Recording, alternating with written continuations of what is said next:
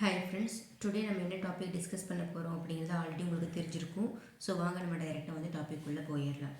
அதாவது முருகப்பெருமானை வழிபடக்கூடிய ஆண் சக்தியில் வந்து பார்த்திங்கன்னா முருகனுடைய வெளிப்பாடு எப்படி இருக்கும் அப்படிங்கிற விரிவான விளக்கம்னு நம்ம பார்க்க போகிறோம். ஸோ ஃபஸ்ட்டு ஆண் சக்தினா என்ன அப்படின்னு நம்ம தெரிஞ்சுக்கணும். அதாவது ஆண் சக்தி பெண் சக்தி அப்படின்னு ரெண்டு விதமான சக்தியில் முருகனுடைய வெளிப்பாடு இருக்கும். அதில் ஆண் சக்தி வந்து அப்படிங்கிறது செயல்படக்கூடிய விதம், அதாவது டைனமிக் எனர்ஜி அப்படின்னு சொல்லுவாங்க. துணிவு, தைரியம், தீர்மானம் எடுக்கக்கூடிய திறன், இதெல்லாம் வந்து ஆண் சக்தியாக இருக்கும். இந்த அக்னி, சூரிய, வீரசக்தி இதுவும் வந்து பார்த்திங்கன்னா ஆண் சக்திக்குள்ளே தான் வந்து அடங்கும். சித்தர் பார்வையில் இதனை புருஷ தத்துவம் அப்படின்னு சொல்லுவாங்க. அதாவது பெண் சக்தி அப்படிங்கிறது உயிரை தருவது, ஆண் சக்தி அப்படிங்கிறது உயிரை இயக்குவது அப்படின்னு அர்த்தம். அதாவது முருகன் அப்படின்னா ஆண் சக்தியினுடைய உச்ச வடிவம் தான். ஸோ முருகன் அப்படிங்கிறது சிவனினுடைய ஞானமும் சக்தியினுடைய செயலும் ஒன்றாக இணைந்த ரூபம் தான் முருகனுடைய ரூபம்.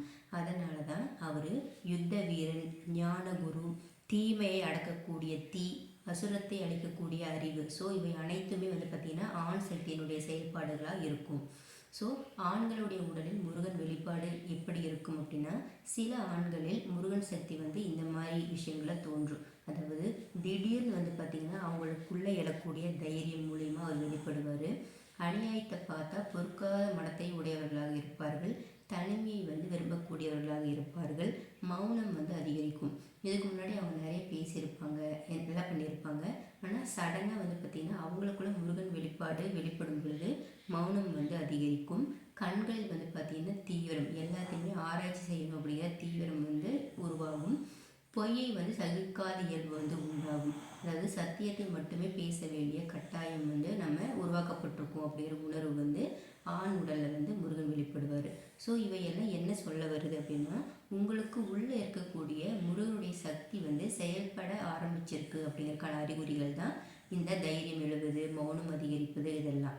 ஸோ குண்டலினி ஆண் சக்தியில் வந்து எப்படி வேலை செய்யும் அப்படின்னு பார்க்குறோம். ஸோ இப்போ குண்டலினி உள்ளே எதுக்கு நம்ம கொண்டு வந்து பேசுகிறோம் அப்படின்னா, முருகர் அப்படின்னாலே அந்த குண்டலினி தான்.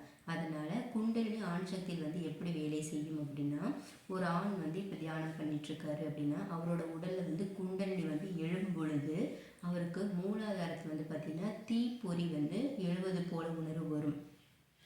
ஸோ அது நெக்ஸ்ட் லெவலுக்கு மூவ் ஆகும்போது மணிப்பூரகத்தில் வரும்போது கோபம் மற்றும் வீரியம் வந்து அதிகமாகும்.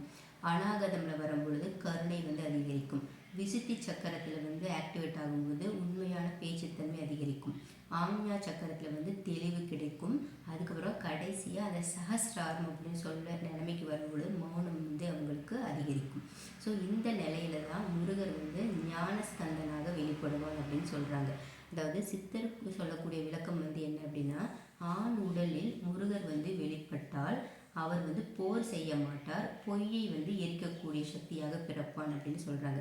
அதனால தான் முருகர் வந்து வேல் வந்து அவர் எடுத்தாலும் அவர் வந்து சண்டைக்காக அந்த வேலை எடுக்கலை, அறியாமையை தெரியவே வந்து அவர் கையில் வந்து வேலை எடுத்தார் அப்படிங்கிறது அந்த வேலினுடைய மறைந்துள்ள உண்மை. ஸோ ஆண் சக்தி வந்து வெளிப்பாட்டினுடைய ஆபத்து வந்து என்ன இருக்கும் அப்படின்னா, இந்த நிலை வரும்பொழுது சிலர் வந்து தவறாக நினச்சிக்குவாங்க. அதாவது நான் வந்து ஒரு அவதாரம் எடுத்திருக்கேன், எல்லாரும் எனக்கு கீழே தான் அடிபணியணும். ஸோ அந்த மாதிரி வந்துச்சுன்னா அது வந்து அகந்தை அப்படின்னு சொல்லுவாங்க. ஸோ அகந்தை வந்தால் வந்து சக்தி வந்து உடைந்து விடும் அப்படின்னு சொல்கிறாங்க. ஸோ உண்மையான முருகன் நிலை அப்படிங்கிறது நான் இல்லை, செயல் வந்து தானாக நடக்குது அப்படிங்கிறது தான் அதற்கான அர்த்தம். ஸோ சித்தர் வழியில் வந்து முடிவாக நம்ம எப்படி அதை வெளிப்படலாம் அப்படின்னா, ஆண் சக்தியினுடைய முருகன் வெளிப்பாடு அப்படிங்கிறது அகந்தை இல்லாத செயல்களும், பயம் இல்லாத சத்தியமும், அமைதியான வீரியம். ஸோ இதுதான் வந்து பார்த்திங்கன்னா ஆண் சக்தியில் முருகன் வந்து வெளிப்படக்கூடிய அறிகுறிகள். அங்கே வந்து பேச்சு வந்து குறையும், உண்மை மட்டுமே வந்து நம்மளை வழிநடத்துகிற மாதிரி உணர்வு ஏற்படும். ஸோ முருகர் வந்து வெளியில் கிடையாது, உனக்குள்ளதாக வந்து அவர் விடுத்திருக்கக்கூடிய சக்தியாக இருக்கார். அதை நீங்கள் அடையாளம் காணுங்கள் அப்படின்னு சொல்கிறாங்க. ஸோ அந்த அடையாளத்தை வந்து யார் ஒருத்தவங்க வந்து உணர்கிறாங்களோ அவர் வந்து சித்தர் பாதையில் வந்து நடக்க ஆரம்பிச்சிருவார் அப்படின்னு சொல்கிறாங்க. ஸோ இன்றைக்கி நம்ம இந்த டாப்பிக்கில் வந்து முருகனுடைய வெளிப்பாடு ஆண் சக்தியில் எப்படி இருக்கும் அப்படிங்கிற நம்ம டிஸ்கஸ் பண்ணோம். ஸோ இது வந்து உங்களுக்கு யூஸ்ஃபுல்லாக இருக்கும் அப்படின்னு நான் நம்புகிறேன். ஸோ நம்ம நாளைக்கு இன்னொரு டாபிக் வந்து மீட் பண்ணலாம். Thank you all my subscribers and viewers.